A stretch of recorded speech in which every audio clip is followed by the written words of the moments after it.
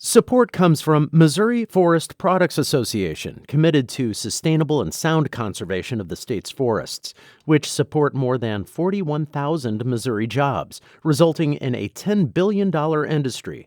ChooseWood.com. This is St. Louis on the Air from St. Louis Public Radio. I'm Elaine Cha. And she turned with whiplash and was like, who said I wanted my neighborhood to change? ARPA funds, roof replacements, HVAC replacements, the urban garden that pops up, vacant lots that are being maintained, layers, not a single silver bullet. And they deserve opportunities to become homeowners, build their wealth where they are. This is spiritual work.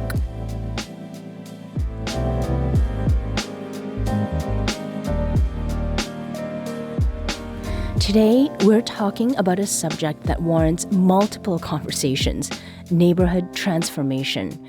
Now, there's a lot to unpack in that one topic. Neighborhood transformation on its own is quite abstract, but in concrete terms, it can come in the form of restoring a vacant Kingshighway building into a 4-family home, or building new houses in the Gravois Park neighborhood, or having a full-time staff person who can manage the needs of aging people, managing housing stock in North St. Louis that's aging too. Today, we'll learn more about those in real-life projects by talking with folks who've been awarded city grants to do that work. And later in the show, we'll explore how community development can be done better and why a focus on what makes a neighborhood uniquely vibrant to begin with is key to real transformation. But we'll start today with someone very close to those city grants. That's Noel Pfeffer, Executive Director of the Community Development Administration for the City of St. Louis. Noel, welcome back to St. Louis on the Air. It's great to be here. Thank you for having me. Now, we had you on the show in late March last year, just as the CDA was calling nonprofits and community groups to apply for more than $20 million in grant funding. And that money was money that came from the American Rescue Plan Act.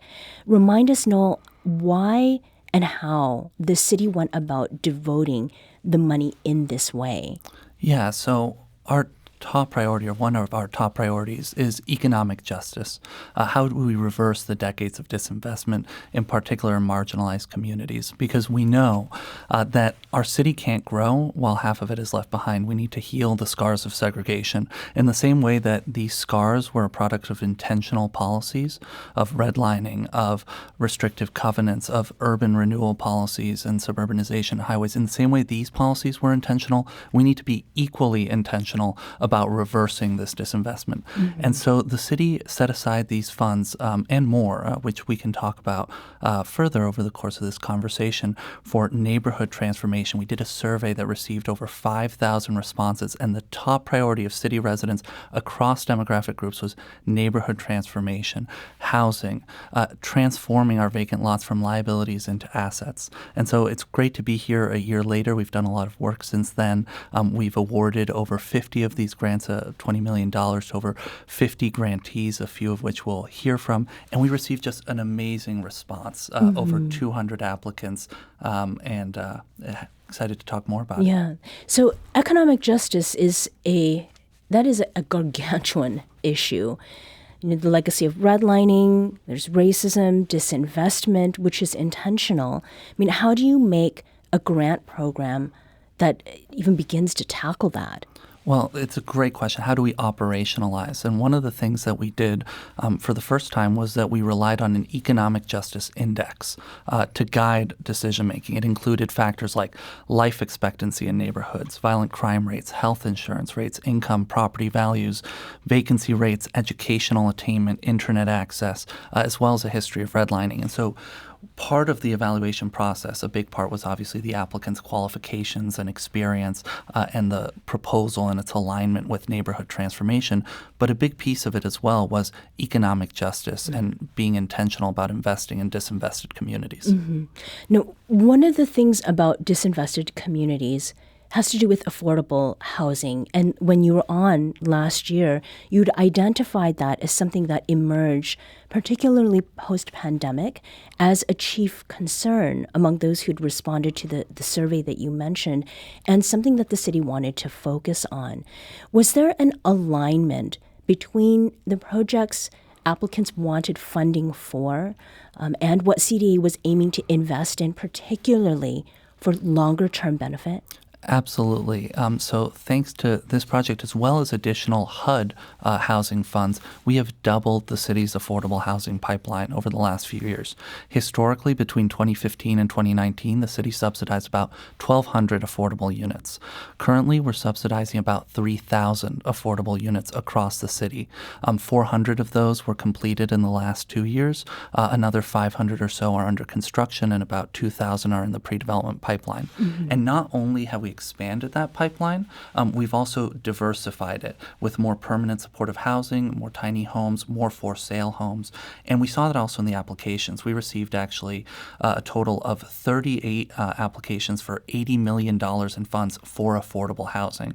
And this would have been for a total, through this funding opportunity, of 1,500 units. Mm-hmm. Unfortunately, we weren't able to fund all of those projects, but we did wind up funding about 950 units. Mm-hmm.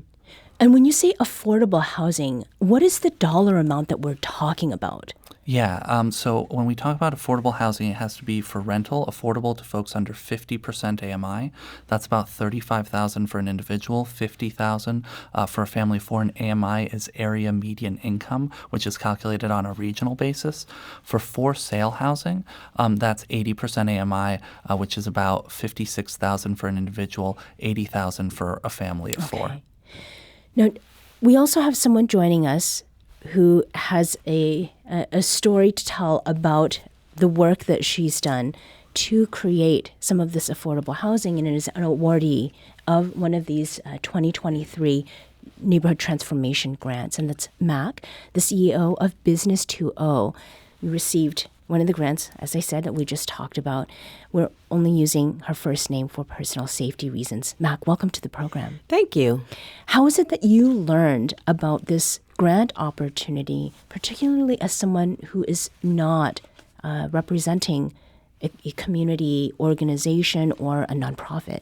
So I stay very connected to the things that are happening in downtown St. Louis and North St. Louis. And specifically, I found out about the grant opportunity through SLDC. I'm a part of their network, their neighborhood network and newsletter. Mm-hmm. And what was it that made you think that your project, the one that you proposed, would be a good fit for this neighborhood transformation grant? Well, I was excited that they were looking to redevelop in North St. Louis specifically. And my project is a 4-family building. It has amazing architecture. It's just been neglected. And so when I saw the application, it was specifically for creating affordable housing in neighborhoods that really need revitalization and providing structure and housing that can really help people. So I knew that this was a natural fit, and so that's why I applied. Mm-hmm. Now, when we had spoken before the show, you had mentioned that you used to drive around St. Louis with your father, sort of look at the architecture and appreciate that part of the built environment.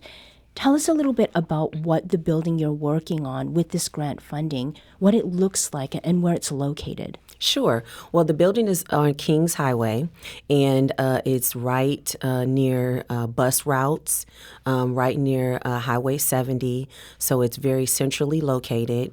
The architecture of the building is amazing. It's an all-brick building. It has 4 units, and the architecture really speaks to the era and the period in which it was built.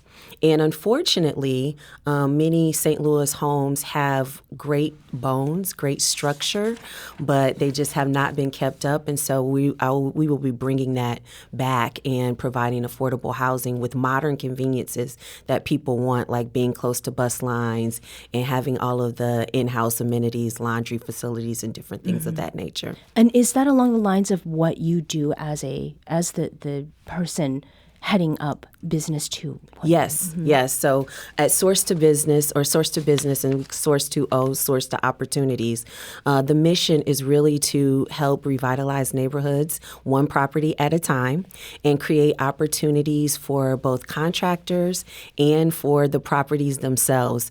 I almost think that every property has its own personality. And sometimes when I see these properties, they're just begging to be brought back to life. Yeah. So this grant just presented a huge opportunity for us to do even more of what we've been doing and provide more affordable housing faster, given that it is such a big need in St. Louis City. Noah, what was it about Mac's application that stood out? Well, first of all, I should note that the way that the process works is that I didn't individually select any of the applications. We have a staff-driven competitive rating process that's based on qualifications and experience. And then all I do is that I look at all the average scores for all the applications and set some thresholds. And also determine thresholds for partial funding. Because unfortunately, because demand so dramatically exceeded available resources, we had to do a number of partial awards and weren't able to award a number of amazing projects. But I'll say that Mac's project aligns deeply with our neighborhood transformation strategy. When you think about rehabbing buildings, first of all, as opposed to new construction, that's a way to preserve the fabric of our neighborhood, and it's a win-win because you create housing, but you also eliminate blight. And blight, we know, reduces property values, public health and safety, et cetera, and depresses city property revenues. But on top of that, it's also on a per-unit basis one of the most efficient ways to build, especially for families as opposed to rehabbing single-family homes, although we do plenty of that as well. And then finally, it's on a very significant corridor on Kings Highway and very visible. And so it sends a signal that the neighborhood is transforming. And so on all of those criteria, it was a great project. Something else I'd love to emphasize, though, is that one project alone doesn't add up to neighborhood transformation. Sure. And where the neighborhood transformation grants, I think, were unique is their flexibility and their ability to fund not just housing, but also neighborhood cleanups, urban gardens and community gardens, park improvements, murals, signage, beautification, as well as just capacity building for nonprofits, because that's been another big lesson learned here, is that we need to invest in capacity so we can deploy these resources for their maximum transformative impact. That's something I definitely want to return to. But for Mac, for you, the grant award that you received, how much was it, and to what extent does that cover the total cost of this one property you're working on? Sure. So to rehab many of these properties, it is an expensive endeavor. So our property, the budget is around $600,000, over $600,000, and our grant award was over $300,000. So it covered about 50% of our cost, and then we're investing 50%. CDA is investing 50%. So it's a true partnership. So, but it's something that would not have been able to happen without that, just given the expense and then making it affordable housing. So how far along are you in the process? So we are at the beginning phases. We are at the demolitions phase, which is my favorite phase, where you're really, making the project ready to then put everything in new. No, to return to capacity building, obviously with this grant that Mac you've received, it has increased your capacity to do the work that you are doing. But capacity building is something that maybe is a term that gets sort of tossed around but not really discussed. Like, what does that actually mean? And it was an explicit category for these neighborhood transformation grant for this support. So how much of that kind of backing that is expressly for capacity is a shift away from the way that hyper-local, neighborhood-based community development work has been done? Yeah, so we received an extraordinary interest in our capacity building category because it's not something that historically the city has done as much of. And in total, we got actually over 100 requests for beautification capacity building, and we were only able to award 6. And we awarded about $1 million total. And so we know that there's an extraordinary need here. And actually, as we evaluate moving forward our priorities for federal funds, it's something that we're looking at explicitly. And we've already created a new grant opportunity for small capacity capacity building grants as well, $1,000, $5,000, $10,000. In this case, we were somewhat careful here because we knew that these funds would also run out. So we wanted to make sure that we invested in capacity in a sustainable way and didn't make a dramatic investment in capacity that would then cut out. But I think you'll be hearing from two organizations that received these capacity building awards shortly, and I think they can share the story of the impact and how it can allow them to go after additional funds and really scale their work. Mm-hmm. So how is it that people will see this neighborhood transformation grant funding at work? So, Mac, you talked about the demolition part. People are going to see that something is happening. But, Noel, is there some way that the works maybe not being so big or showy, so to speak, that challenges the way that neighborhood transformation, a la sort of conventional community development, has been done, and the way that it has been imposed rather than growing sort of naturally over time and keeping up with what else is happening in a neighborhood? It's a great point. Our history is full of examples of top-down development, of big silver bullet projects that are supposed to solve everything. And I think what we've learned is that real sustainable growth, it needs to be holistic. It needs to be investments not only in the built environment, but also in people. And yes, those might be a little bit more subtle, but I think that on a neighborhood level, people will feel it. And block by block, they will see the activity in terms of the vacant lots that are being maintained, the urban garden that pops up, the vacant building that has new life breathed into it. And so that's certainly our hope. And the other piece that I want to emphasize is that these neighborhood transformation grants to nonprofits, and then we did intentionally carve out eligibility for small developers like MAC because we think that they're a key part of the regenerative ecosystem that we're investing in St. Louis. But that's just a small part of the city's broader neighborhood transformation work because there's a lot of work that the city is undertaking directly. LRA is leveraging $15 million of ARPA funds to demolish vacant buildings. Its inventory, preserve whenever possible, but there's some buildings that do need to be demolished. We're also working with our partners at Mission St. Louis to dramatically scale our home repair program, where we, in 2022, provided 155 home repairs, major home repairs, average $10,000 roof replacements, HVAC replacements. To help seniors age in place, we went from 155 in 2022 to 332 in 2023, and we hope to keep going. There's a new private building stabilization program where the building division is taking problem properties that are owned by negligent owners and bringing them up to code and requiring that owner to either pay the city back or lose the property. And so there's a whole host of strategies that we're deploying. Murals with RAC, community Wi-Fi in the parks with SmartWave, where we're aiming to build layers, not a single silver bullet, but an array of a dozen or more programs that collectively add up to revitalization and transformation. Mac, how does it feel to be part of what Noel is describing as far as sort of a longer term strategy? Yes, it feels wonderful. Number one, as a developer, it feels good to be noticed and to be recognized for your efforts because sometimes it can be very isolating, particularly working in North St. Louis where people are saying, well, why are you working on that house and why are you working on that area? And you're sharing your vision of neighborhood transformation to people who may not quite see it yet. So to be able to be acknowledged for that vision and moving forward is amazing. Secondly, as you stated earlier, I fell in love with real estate at a very early age, driving through St. Louis with my father, and I saw the spectacular nature of many of these neighborhoods.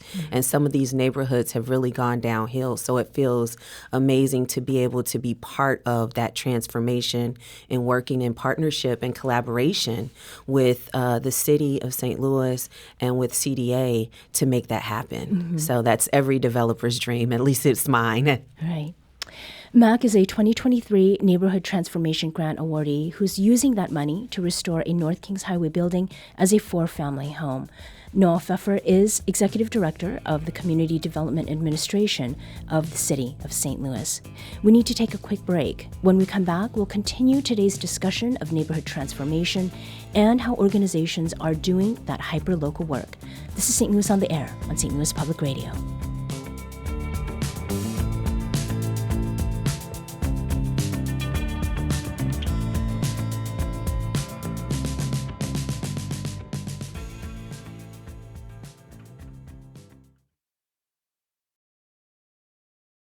Welcome back.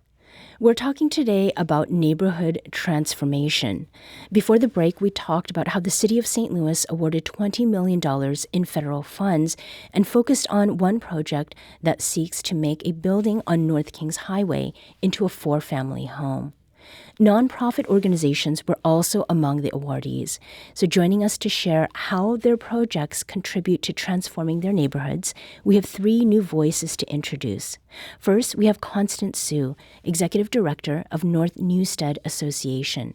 That organization has constructed and rehabbed close to 190 affordable housing units and owns and operates 138 affordable housing units in North City. Welcome, Constance. Thank you for having us.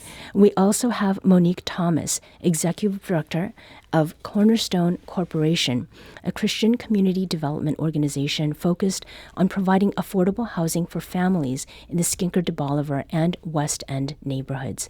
Welcome to you, Monique. Thank you. And finally, we have Kaveh Rezani, co-director of the St. Louis Art Place Initiative. That initiative focuses on building wealth and equity for local artists by way of home ownership. The initiative plans to rehab or build 18 homes for artists in the Gravois Park neighborhood. Kaveh, welcome back. Thanks for having me. All right, so these projects, you're all working on different things, and the neighborhood transformation grants that you've received are going to hopefully contribute to neighborhood transformation in different neighborhoods throughout the city. Constance, let's start with you. Can you talk about what it is North Newstead Association applied for and how it either continues or aligns with work already done by your organization? Yeah, so North Newstead Association got awarded for capacity building dollars. This is something that you guys talked about during the first segment, especially as it relates to affordable housing. So these transformation dollars will allow us to basically go back to our affordable housing portfolio and take a more comprehensive look about repositioning the portfolio to permanently preserve affordable housing within North St. Louis City. Mm-hmm. And then it also allows us to hire an asset manager again after several years of not having one. Okay. And we talked in the pre-interview mm-hmm. about how long you've not had a full-time person doing that. What was the situation there, and what sort of practical everyday challenges was that leading to? Yeah, so our previous asset manager was at the organization for 20-something years, but at the very beginning of the pandemic, she retired from the organization. So it was lined up at the same time as the start of the pandemic. So once that hit, we had low rent collection, and low rent collection it affects our ability to provide for the properties and maintain the properties and things like that, and also just prevented us from rehiring for that position as mm-hmm. well. So going into the application process, how did you feel about your prospects for receiving grant funds? Yeah, we were really excited to see that the capacity building was going to be funded. As Noelle said during the first segment, that's something that federal dollars have not traditionally funded in the past. So to be able to have an opportunity like this to invest in an organization that has been around for 31 years and supporting the capacity of that organization so that we can continue to do our work mm-hmm. Has been amazing to see. Yeah. What is it, Constance, that people maybe don't understand about what capacity support means and how important it is? You mentioned this at the beginning, people power. The community development takes people. It's not only about the money and the time, it takes people. And unfortunately, a lot of grant funding pays for programs and things like that, but doesn't invest in the people who actually do the work. Mm-hmm. So having capacity building dollars and dollars specifically to invest in the people to do the work is neighborhood transformation, I think. So Kaveh, you were nodding. When it comes to the grant funding that you all receive for St. Louis Art Place Initiative, it does have to do with building new homes. But there's also some capacity that you will be able to leverage, right? Tell us a little bit about that. Yeah. The NDG actually had 4 use groups, and we applied for 3 of them. The one that we did not apply for was the home repair funding. So we were awarded in capacity building and beautification, in proactive development, and in housing production. So it funds different areas of our work. Obviously, we've talked at length about the importance of affordable housing in the landscape of neighborhood transformation. But I think, to Constance's point, the capacity building not only supports our staff time and our contributions to the organization, but in that same award, there is money for technical assistance that helps us to do research and deployment of different models of ownership that, as Constance said earlier, helps preserve affordability long term. So one of API's missions is to work in conjunction with neighborhood associations in Grevway Park to develop a community land trust that will help not only preserve the affordability of our homes over time, but will also ideally own community assets that API is going to develop. Assets actually that the proactive development funding from this grant will help fund also. It's kind of a Mobius strip of Yes, exactly. So, Kaveh, insofar as St. Louis Art Place Initiative, how do you describe what it's doing sort of in elevator pitch form? Yeah, so going back to our mission statement, we build wealth and equity for low to moderate income artists through homeownership. We sort of expanded on that original mission to include building community wealth through the development of public assets. And so, the first 5 years or so of our organization, we're very focused on how we have developed proof of concept about our process in developing affordable homes. What we've begun to focus on now, almost exclusively with the help of the CDA, is looking at these public assets that don't necessarily result in a sale that helps offset the cost of development, but that are public assets that can remain under community ownership long term. And so we're looking at things like artist residencies, community art galleries that are embedded in residential neighborhoods, urban gardens, and ideally a public greenway that kind of connects our scattered site footprint in a cohesive way. I think that's a nice segue to what it is Cornerstone Corporation, Monique, has received this neighborhood transformation grant funding for. Tell us about what it is the money will go into and how it is space that is located in one spot, but also for the neighborhood. Oh, yeah, no, definitely. So just to be clear to start, Cornerstone operates currently inside of a 2-bedroom apartment. Okay, so as we talk about capacity building, Sympathetic it's modest. nods. It's modest place, but we're doing award-winning work with the residents who are leading it. So we focus on West End and Visitation Park, and the visibility of our work has now expanded to a global landscape because we're empowering our residents. They're driving the plan. So the West End Visitation Park We Collab resident-led reinvestment plan has now been approved, and it's now shaping and driving development. And so now we're taking our little work and expanding it so that it's an office space. It pays for the pre-development a cost for an office space and a gathering place that really adds visibility to the work the residents have been doing for years now on their own and by their own terms. And so, it's an old, abandoned 2-story building, and now it'll be our place to play and work together. And so Cornerstone got its start in 1976. Yeah. And you said you're operating out of a 2-bedroom apartment? That's right, that we own. That you own. That's right. Now, it's beautiful. Yes. It's cozy. I mean, would you have been able to... No, without this grant money? No, I mean, what we've done, we came to the table with equity. So we initially started in Skinger to Bolivar, but then we moved once we saw how that space was changing. And our focus became anti-displacement in the West End and Visitation Park. And so when we were focusing there, one thing we did was we divested from one of our major properties in Skinger to Bolivar.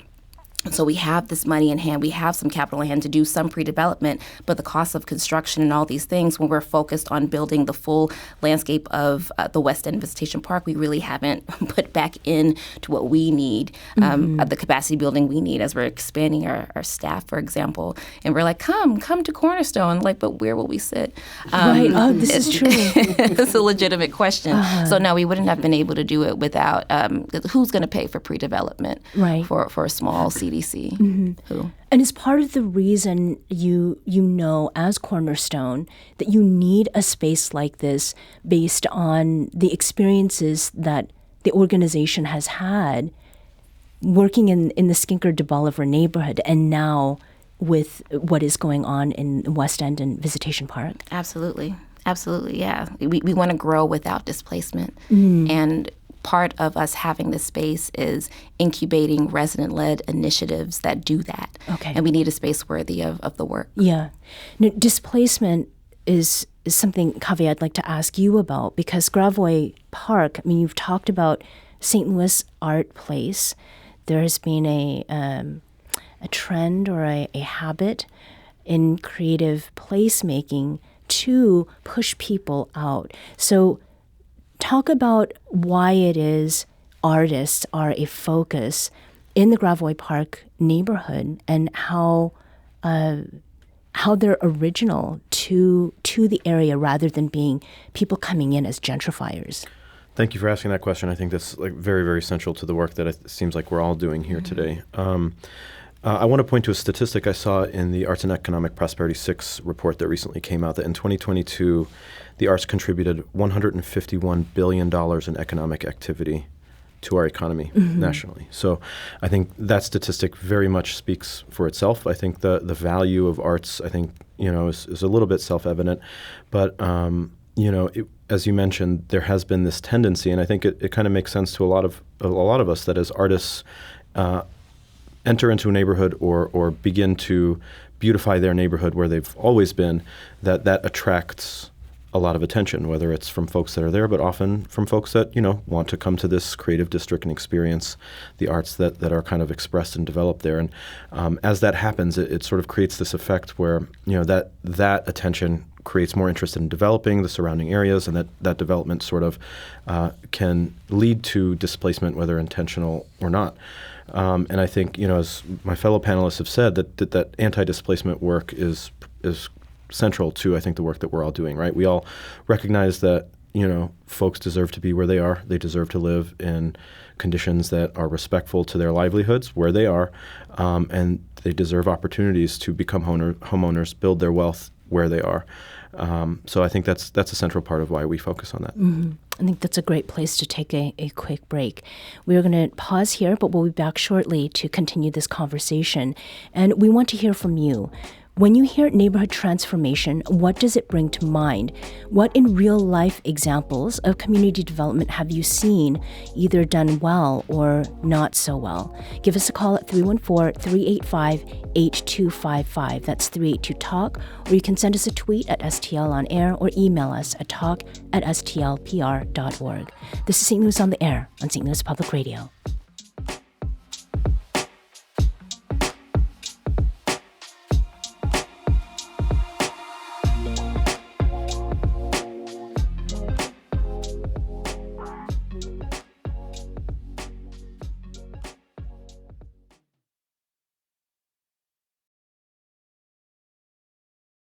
Welcome back. Let's return to today's show about neighborhood transformation in St. Louis. We're talking with Kaveh Rezani, co-director of the St. Louis Art Place Initiative, Monique Thomas, executive director of Cornerstone Corporation, and Constance Sue, executive director of North Newstead Association. Before the break, Kaveh, you had left us with some thoughts about people coming in to neighborhoods because they look great. There's been some transformation, and then there's transformation that happens that pushes people out. Now, the extent to which the grants that you all have received, because this is why we're together, these neighborhood transformation grants, I mean, to what extent, Constance, is the funding that you've received or will receive from the CDA of the City of St. Louis transformative, or maybe at least in the step, in the direction of transformative? I would say it's 100% transformative. First, starting at the level of our nonprofit organization. Without these dollars, it is possible that the conversation about closing the doors of the organization are on the table. So being able to have grant funds specifically for capacity building and pre-development so that we can stabilize the organization is huge, especially because our organization is a community development corporation of 31 years. We have lots of different community development and community building programs, but at the end of the day, our bread and butter and our cash flow is our rental portfolio. So having these grant dollars specifically to support that arm of our work allows us to do everything else that we do for our community. And would you say that the COVID pandemic, it really threw into question whether North Newstead Association would survive? Yes, definitely. So as you said at the beginning, North Newstead currently owns and operates 138 units of affordable housing. Our average rent is $557 a month. Our average tenant stays at the organizations or within at their apartment for 10 and a half years. So when you're thinking about the pandemic and the economic downturn that it took on our tenants, and our tenants continue to experience the economic downturn now. Rent collection is low. Rent collection has been low for many years now. So we are really just burning on steam when it comes to just being able to keep the doors open. And is $550 a month for a one-bedroom It's apartment? across all of our whole thing. So we have a range of 1 to 4 bedrooms apartments. Yeah. Monique, for your organization, for Cornerstone Corporation, I mean, the money that you have received will not be going into homes per se, but is the grant transformative, and in what way? Yeah, we would say so. So we talked about how we grow is so important. I almost got cussed out the first time I was on the streets of the West End. I was being supportive, and I grabbed a resident. I said, "Hey, you there, resident, how would you like your neighborhood to change?" And she turned with whiplash and was like, "Who said I wanted my neighborhood to change?" And she said she had been there for over 60 years. And she said, you should have asked me how I want my neighborhood to stay the same.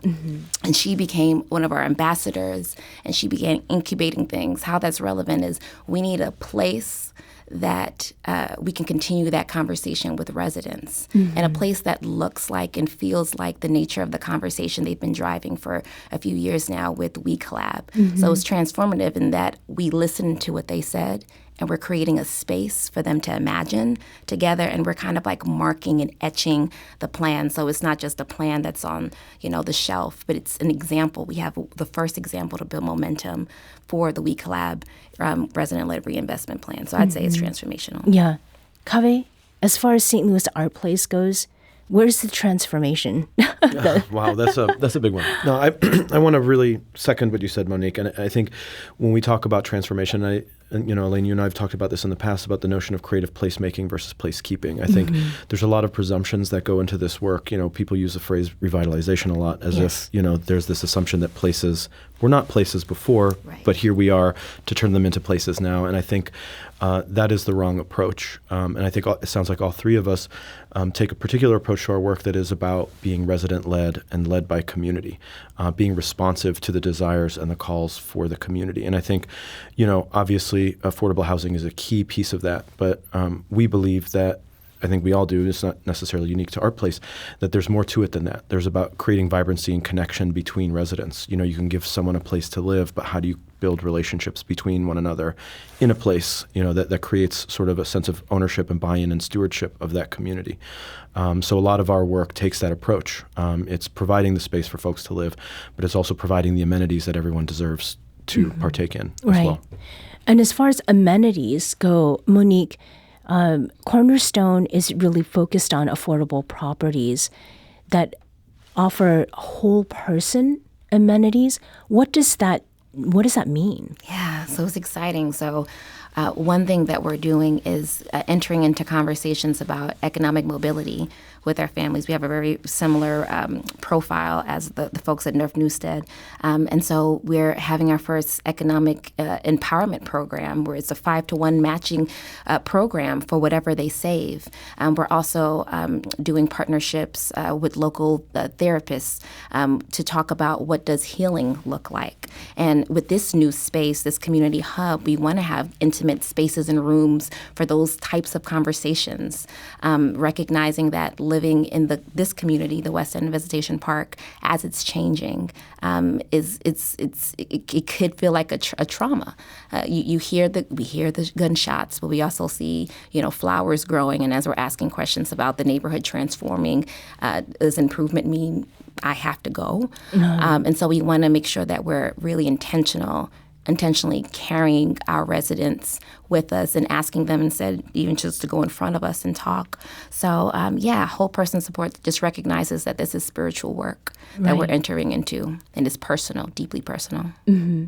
Well, and it strikes me that whether your organizations have any kind of religious affiliation, there's a great measure of faith that you need to have. Absolutely. That things can happen.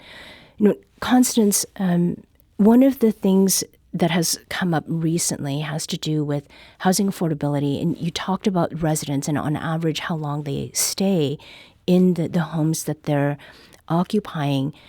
And when we had talked about what the Neighborhood Transformation Grant funding for capacity was going to do, which is to pay for that full-time person, you said that all of that work was falling on other staff members, because you have time, right? So as far as what the Neighborhood Transformation Grant will not only pay for, but what it will permit your staff to do, what are some of those things that may be more or less visible? Yeah, so North Newstead ideally is a 3.5-person operation. So for the last 4 years, we've been a 2.5-person operation. So having the ability to hire our asset manager again it's going to be amazing because it'll take off a lot of things that we've all been sharing duties on when it comes to property management and asset management. Mm-hmm. And I'm really excited to be able to hire this asset manager because part of North Newstead Association's plan for the next several years is to build up our community building programs even more. Our community engagement person will be able to focus on that specifically. She's doing it already, but given greater capacity, she can truly run with it. We want to be able to work more on our tenant services. So like Monique's saying, we can focus on the whole person because what it's similar to community development. It's not just one thing. It's more than just a roof over your head. It's everything else that we can be doing as social service providers to really stabilize a person and provide them with opportunities moving forward. Mm-hmm. So it'll be huge because we get to be able to truly dig deeper into our mission work that we really want to provide to residents in North St. Louis City. Yeah. Kaveh, when we had talked to this point about time and people who are doing the work with the organization, you said that this grant funding means that people can go out and look for more money. Can you talk a little bit about that?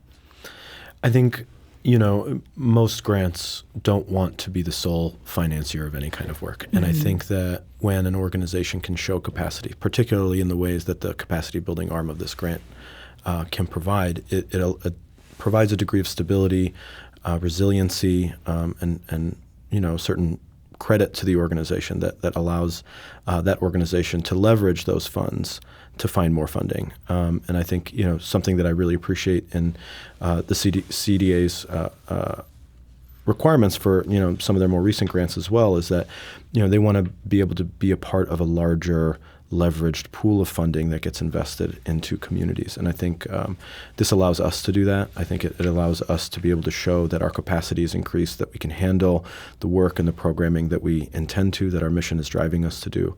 And as Constance said, we're also a mighty organization of two. This allows us to expand a lot of offerings around compliance, social media development, fundraising, all that kind of stuff that allows us to focus on doing the work that we're particularly good at. Mm-hmm. Now, Monique, Cornerstone Corporation, this is the first time, on this point about money, this is the first time that it has received federal grant funds. Yes. What does that mean? It's big. It's big for us. We never thought we'd be able to, we'd have the capacity to handle federal funding.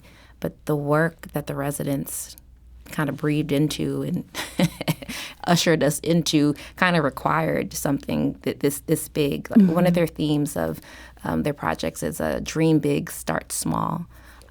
So it's significant that CDA would entrust us at our size to handle this, and we're trying to be as responsive as possible to this, to kind of the weight of the responsibility of having federal funds to both CDA but also our residents. So given that there won't be this funding, because it's ARPA funding, which is part of the reason I had asked Constance about the pandemic and all of that. And now Pfeffer, to his credit, I mean, he acknowledged that this money will not be around in the future. What will it mean for each of your organizations when this funding dries up? I mean, is there something in particular that you're hoping to do with this pouch of money that will help you sort of get to that point? Monique, you want to start? Yeah, sure. Just as was mentioned before by Cave, like this is leveraging. These are dollars first in. You know, I mentioned before who's going to fund pre-development, but who might fund actual construction based on our pre-development may be banks. And so when I bring in these sketches and these pretty pictures and I have my feasibility plan and all of these things in hand, it shows readiness. And so it's preparing us for the next level of funding.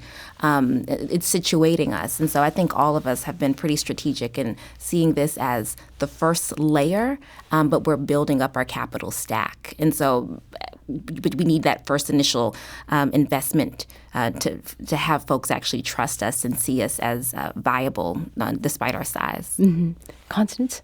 I would say that we recognize that these dollars are temporary, and that we also recognize that the need for these dollars of North Newstead is also temporary. We're using these dollars to be able to stabilize the organization and then no longer have to rely on these dollars to be able to do the work that we do. Yeah, and I would say also that, you know, to Monique's point, it's about using these dollars to put the tools in the tool belt that you need to raise more dollars. I mean, we all know those funders out there that love to jump onto a moving train once it's already moving. We need the CDA to get the train out the station, if you know what I mean. Right. Yeah. So I think for us, it's about, you know, how do you raise more money? Well, you hire a person whose job it is to raise money. But if you don't have that person in the first place, how do you have enough money to hire that person in the first place? So another Mobius strip. Right. Yes. Exactly. And so as you're engaging in this work, and we started off the program sort of talking about community development and about neighborhood transformation being something that is very abstract, insofar as community development goes, and I think this is kind of the thing that we can wrap with, do you feel like what you have experienced so far with the City of St. Louis and its CDA and the way that these funds are being made available and flexible, does that indicate that there's been some improvement in the way community development is going, Cave? Yeah, I think if you think about it from a municipal perspective, absolutely. You know, I want to credit the CDA and its staff now because I was, you know, our organization started, we were supposed to swing our first hammer in the March of 2020. So, I mean, you know, the pandemic literally ground our organization to a halt. And it also ground the CDA to a halt. I mean, you know, I remember a time when it was much less, many fewer touch points, let me put it that way. Sure, okay. And so it's a credit to the organization to really staff up and meet not only the needs of us as applicants, but in deploying this huge pot of money. It's not easy to get this money out the door. And so, yes, I very much feel like they are meeting the moment. Yeah. Constance? I would Agree. Every single time I hear this question, I think back to when Noel first started at CDA. North Newstead has been getting CDA dollars since before 2011, but when Noel first started, he did a listening tour with each of the organizations that have received dollars in the past, and every decision and every product that has come out of CDA that I've seen since that time has been reflective of the conversation that I had with CDA and Noel, seeing the vacant unit turn, seeing the beautification, seeing the capacity building. These are intentional dollars that they're putting in places that they hear are needs from the community, which I really appreciate. And very quickly, Monique. Yeah, it's not all about puppies these days. Apparently buildings can be fundable as well. I'm excited, and I see that CDA is being more responsive. Their application last year was intense. The application this year, way less intense. And so they're listening, and that's helpful.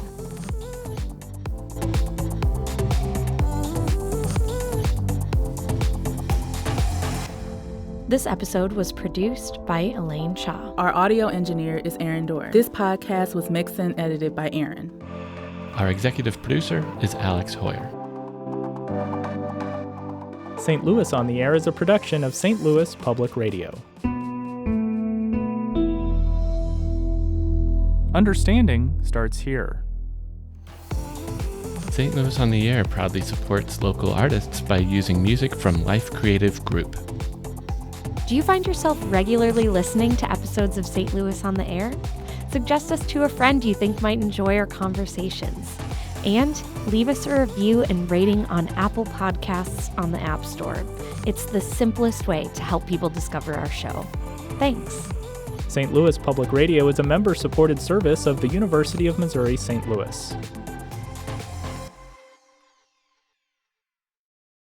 Support comes from Missouri Forest Products Association, committed to sustainable and sound conservation of the state's forests, which support more than 41,000 Missouri jobs, resulting in a $10 billion industry.